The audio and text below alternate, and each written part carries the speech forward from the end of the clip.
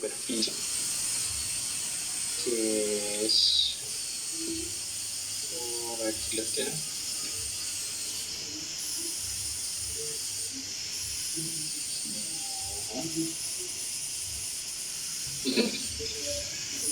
Entonces, respecto a esa superficie, ¿cómo está la ubicación del deportista? Entonces acá lo que hicieron es la ubicación de los segmentos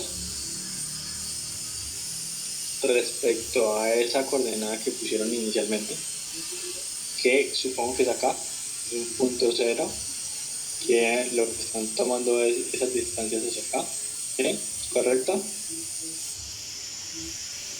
Profe, pero el borde de la oficina es el cero, como que cero. ¿Y esta es altura? ¿O también es...? ¿Cuál es el 88? ¿El 88? Ah, Sí, es que pues como, digamos, no hay como un punto de referencia, entonces calculamos más o menos la distancia desde el tobillo hasta la cadera de la deportista, que es de 88 para poder tomar el punto de referencia con respecto pues, a las demás cosas. Entonces, digamos, como con eso se calibró, si no es.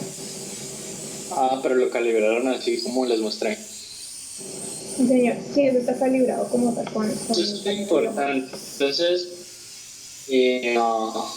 esto es algo importante que les tengo que decir.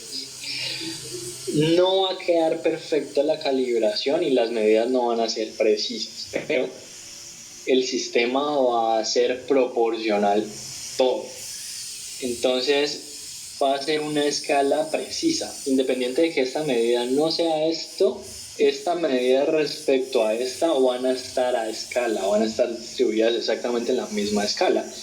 Entonces esa es la importancia de calibrar esa medición en Kinoue, y es que así esa medida no sea realmente esa, pues proporcionalmente con las otras mediciones va a quedar bien.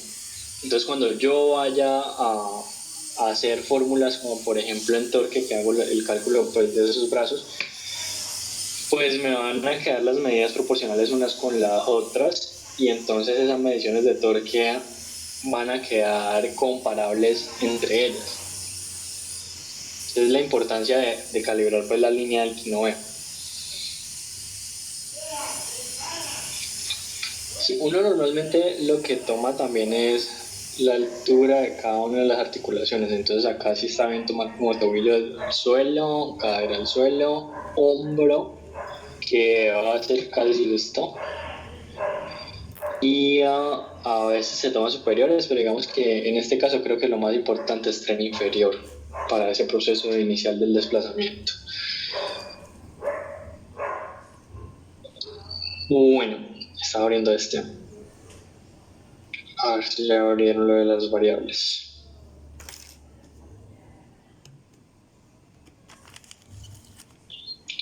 Escalares, palancas, variables. Tiempo, entonces tiempo va a ser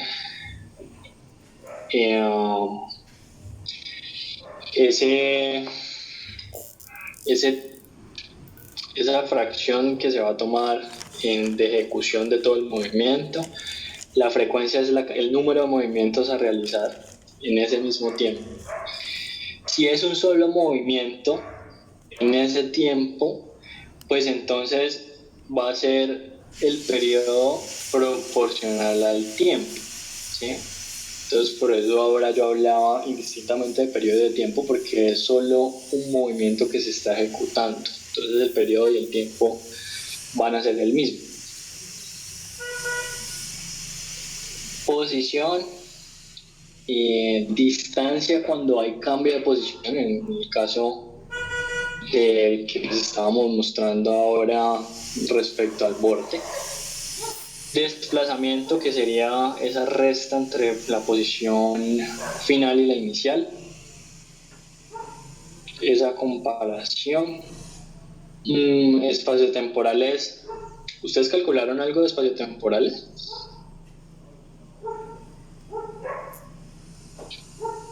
Sí, profe, ahí está. En cada paso se calculó Las variables se calcularon periodo, frecuencia, posición, desplazamiento, distancia, rapidez, velocidad, aceleración. O sea, nosotros nos guiamos en calcular las cosas con ese mismo, ahí está todo. Posición inicial, tiempo.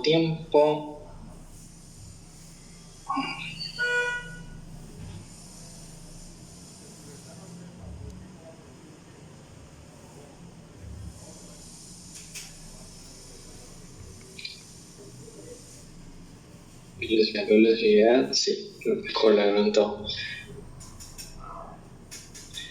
Con las variables espaciales ya uno y las temporales podría hacer el cálculo simplemente reemplazando variables en la fórmula.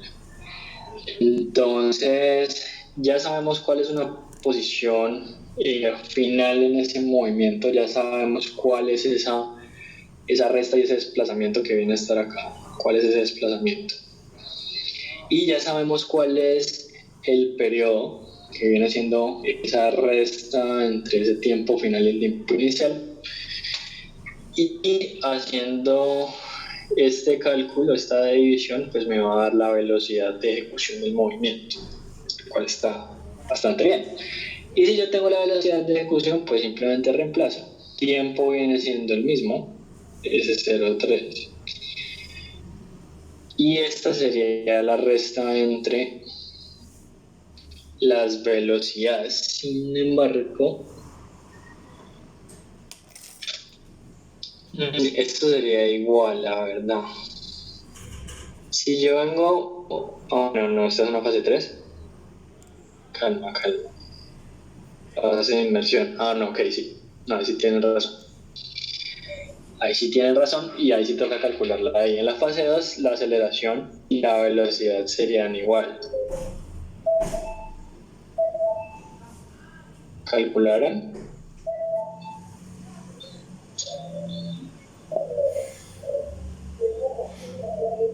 No. Sí, pero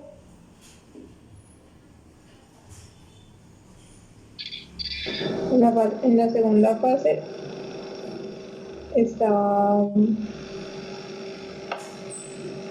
aceleración da 2.13 metros sobre segundo al cuadrado. ¿En esta?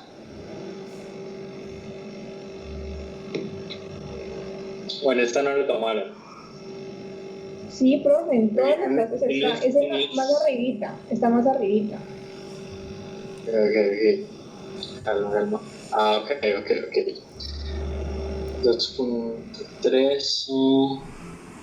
Ya. ¿Cómo calcularon esta velocidad inicial?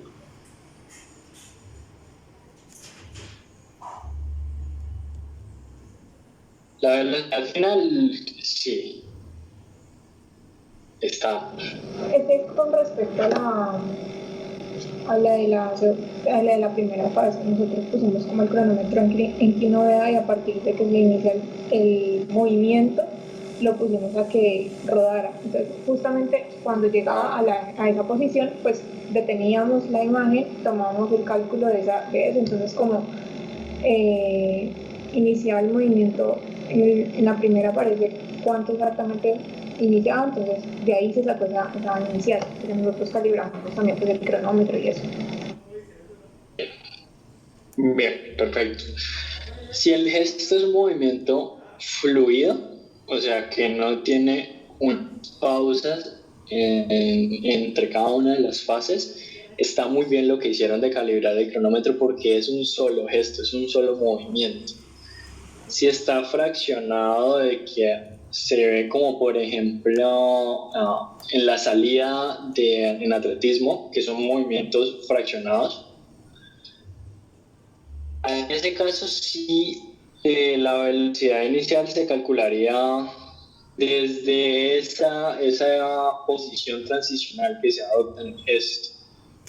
Entonces, si yo tengo aquí esta es la fase 1, ¿tienen análisis de la fase 1?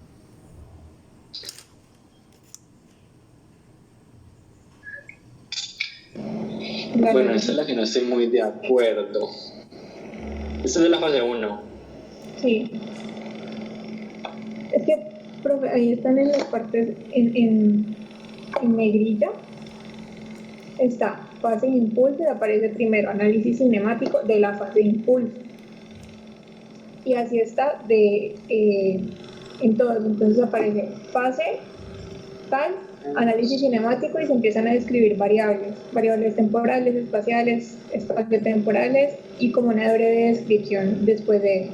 Luego aparece análisis cinético de esa misma fase y es donde empiezan a aparecer las imágenes de los vectores de fuerzas externas, los vectores de fuerzas internas, luego el cinegrama y el cuadro de las palancas con el torque. Y después de eso se hace como un análisis así, pues por encima de las leyes de Newton y algunas otras cositas. Y luego sigue fase de impulso con igual análisis cinemático, todas las variables y así. Ya, entendí cómo está la organización. Ok, pensé que primero habían hecho todos los análisis de todas las fases y luego los siguientes y así, pero que esta es por cada una de las fases. Exacto. Bueno, aquí hay una pregunta importante y es donde me queda la duda. Ustedes, el fraccionamiento de esta fase, la primera fase, ¿la hicieron desde el momento cero, desde el momento en el que está el deportista quieto y hace el gesto, o lo hicieron un poco más allá y arrancaron cuando ya había arrancado el movimiento para hacer el cálculo de esto? Es que cuando nosotros hicimos, espérate, yo miro acá, en la fase inicial, que yo también tengo el documento abierto. Cuando nosotros hicimos esa velocidad, ese 0.17 segundos, es desde el momento en que el entrenador da la orden de salida. Entonces, a partir de que se da la orden de salida, o sea, ¿cuánto se demora en hacer la reacción? Entonces son 0.10. O sea que sí está completamente quieta. Uh-huh. Ok. Entonces ahí hay una duda y es que yo pensaría que si vengo desde una postura de cero, momento cero velocidad, a una postura de cierta velocidad, cierto movimiento, la velocidad final es proporcional a la aceleración. ¿Sí? Entonces, si yo tengo el carro a 0 kilómetros por hora, está quieto, y alcanzo 10 como velocidad, pues va a ser lo mismo esa velocidad final de 10 que la aceleración, que va a tener la diferencia de 0 a 10. Entonces, eso es lo que pasaría en esta primera fase. Y yo sé que el cuento fue con el cronómetro y con los tiempos, claro, ahí les cambia si ustedes hacen el cálculo de la frecuencia diferente. Te estás viendo la fase 2, ese es el análisis de la fase 2, el de la fase 1 está más arriba. Word. Ya no hay más arriba. Este. Es que el análisis cinemático de la fase 1, o sea, que es donde está la deportista completamente quieta, está en la página 1. Ese, sí, señor. Ok. Listo. Entonces no hay dudas. Error mío. Ok, entonces no, ahí sí estamos bien. Si hay un movimiento fluido, se tiene que hacer el cálculo de la inicial y de la final y se tiene que hacer la resta para calcular entonces la aceleración. Bien, claro, si no hay un cambio de posición, pues no va a haber un desplazamiento. Si no hay un desplazamiento, no hay velocidad, no hay aceleración. Perfecto. Esto era lo que me tenía intrigado porque estaba mirando la otra fase pensando que era la fase 1. Claro, si usted en su gesto no tiene un desplazamiento, usted no va a tener que hacer ese cálculo porque no hay velocidad, no hay aceleración. Bien, no, perfecto. Que para ahí lo estuve un rato quemando pensando que estaban haciendo tener una confusión con esa fase 1. Bueno, hasta ahí vamos bien. En las fases temporales hicieron el análisis muy bien. En la ubicación de los vectores, pues simplemente sería organizarlos a partir del centro de gravedad, o sea, las flechitas, pero están identificados. Y arranquemos acá. Palancas. Bueno, le hicimos la corrección de segundo, que era lo único que se habían equivocado. Identificaron entonces por articulación qué tipo de palanca era y hicieron el cálculo de torque. Ok, entonces acá hay una cuestión solo de unidades que hay que corregir, pero el cálculo está bien hecho. Es el cálculo basado en la distancia. ¿Qué distancia midieron? La del desplazamiento de la articulación. O la del brazo, ¿por qué? Nos guiamos con la tabla que usted nos dio la otra vez. Pero era brazo de torque. Con el brazo de torque. Y el cálculo lo hicieron con el porcentaje de peso segmentario que les mandé de la tabla. Sí, señor. Ok, entonces listo, la fórmula está bien. Unidades. Entonces en las unidades es que tenemos problemas. Y es que fuerza es newton. ¿Listo? O sea, este metro es vuelo. Newtons es kilogramos metros sobre segundos cuadrados. Entonces acá me va a quedar newtons por metros. Entonces nm es la unidad en el torque y el n solo es la unidad de fuerza. ¿Okay? Que solo es switch. Cambio. En fuerza es solo newton, en torque es nm, newtons por metros. El resto del cálculo está bien hecho. No estoy seguro de la direccionalidad. O sea, ¿se acuerdan que yo les dije que el torque, dependiendo de si iba con las manecillas o en contra de las manecillas, tenía un signo?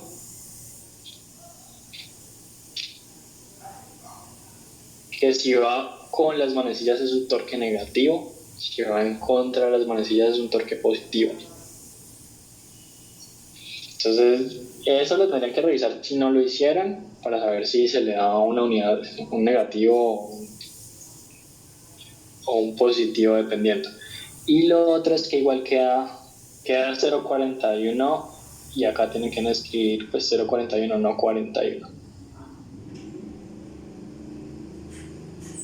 Profesor, o sea que según lo que usted dice, si digamos el cálculo de un torque a uno le da negativo, pero el movimiento apunta que debe de ser positivo, simplemente se le cambia el signo o hay que revisar en la fórmula a ver si algo le quedó mal.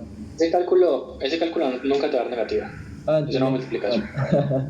Bueno, profe, gracias. Es una multiplicación, nunca te va a dar negativo. ¿Cómo así dices que digamos no se puede poner el 0.41? Ahí no entendí. Es que si aquí les dio el torque 0.41, pero cuando lo describen ponen 41. Ah, ok, ¿Okay? Entonces, que sea coherente el cálculo que hicieron con la respuesta que están dando. Y ya, ¿no? Aquí lo único es la unidad. La unidad sí no está bien, que sería newtons por metro. El resto, el cálculo está bien hecho. Sí. Profe, cuando tú decías que fuerza era igual a newtons solo, Sí. y newtons por metros es igual a qué ¿a qué es que había dicho? No, newtons por metros es la unidad del torque. Ah, ok, ya. Porque lo que yo estoy multiplicando es metros del brazo de torque con estos newtons de la fuerza. Entonces me da newtons por metros. Y lo que les decía es que de manera pues internacional se ha estandarizado que ese torque se va a describir negativo cuando está a favor de las manecillas del reloj. Entonces si ustedes, en este caso creo que este torque es negativo porque el movimiento del tobillo es para impulsarse, Entonces sería menos 0,41 en la descripción. Para que uno, cuando lo lea, usted sepa que es que está generándose el torque en esa dirección. Profe, cuando están las manecillas del reloj, ¿es positivo o negativo? Negativo. Ah, bueno. Negativo. Es cuando está en contra, ¿cierto, profe? Cuando está en contra es positivo.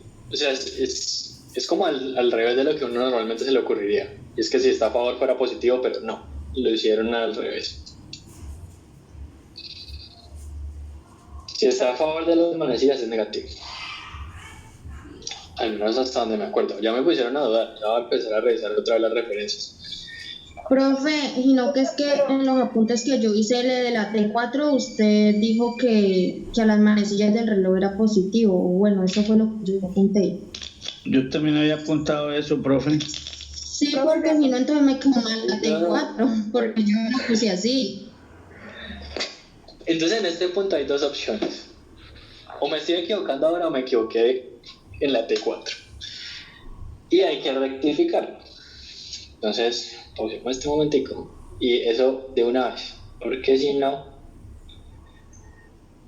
nos quedamos con esa duda de cómo es, pero hasta donde me acuerdo es al revés.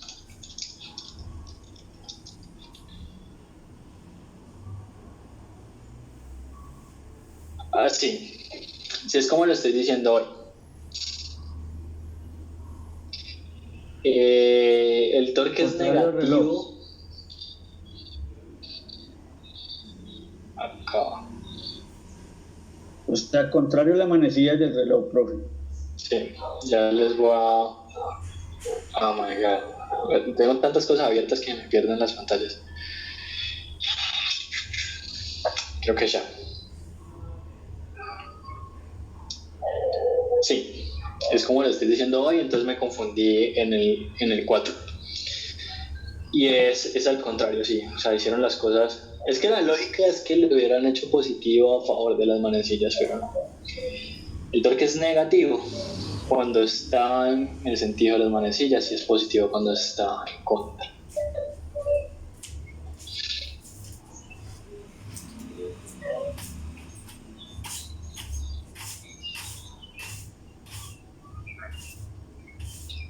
Y entonces eso es para que cuando ustedes lo escriban, pues el lector pueda darse cuenta de hacia dónde se está dirigiendo el torque.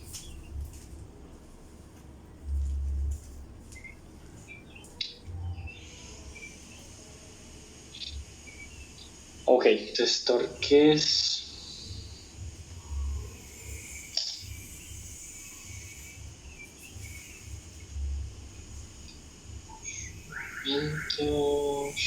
Sí, creo que solo falta lo de los grados. Sería lo que tienen que adicionar. Entonces, los grados se podrían utilizar, digamos, los ángulos los grados que están ahí en palancas, porque en palancas nosotros pusimos cuántos grados estaba la articulación. O sea, cuando se define el torque, se dice el ok, torque es tanto, articulación a tantos grados. Ok, ya en los torques. Sí, son los mismos, pero la idea es que lo mostraran por cada uno de los screens. Dame un segundo ahora acá.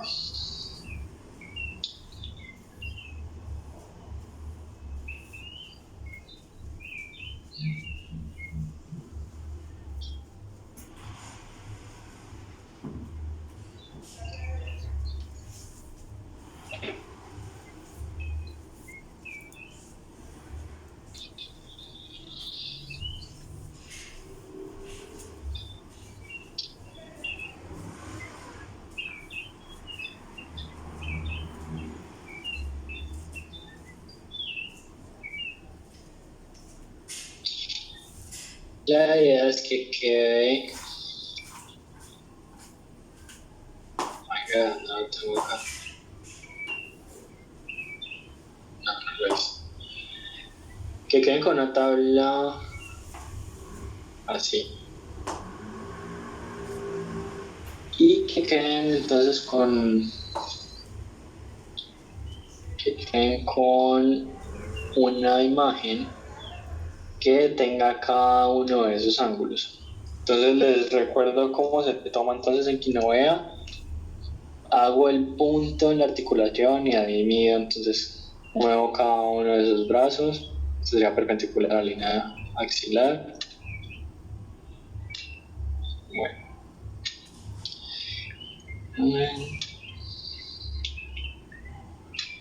Cada una de las articulaciones.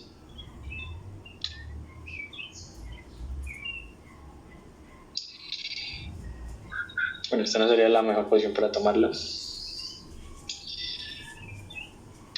De hecho, cancelemos así.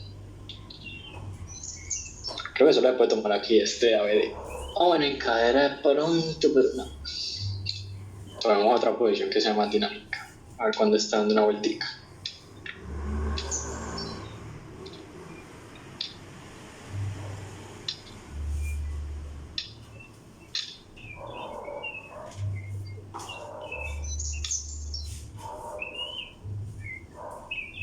No.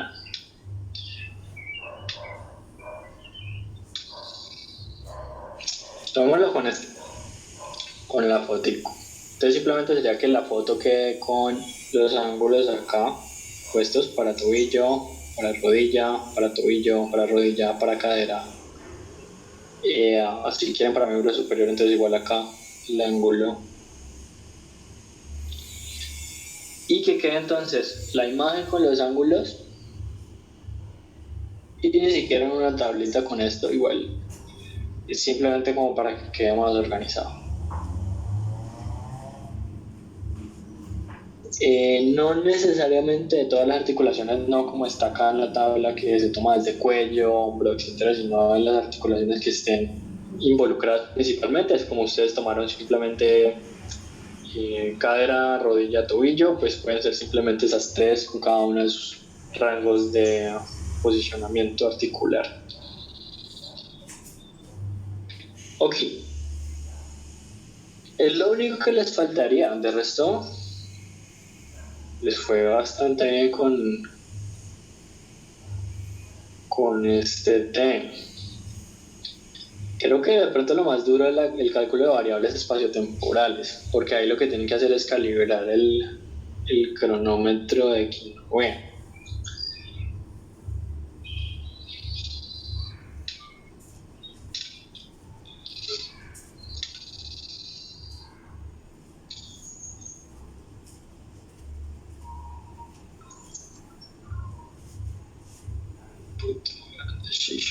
Lo cerré, mucho pelotudo.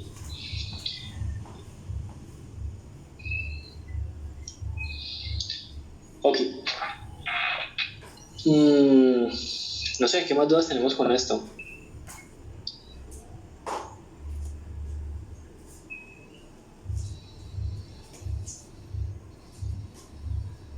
Profe, yo tengo con todas las dudas.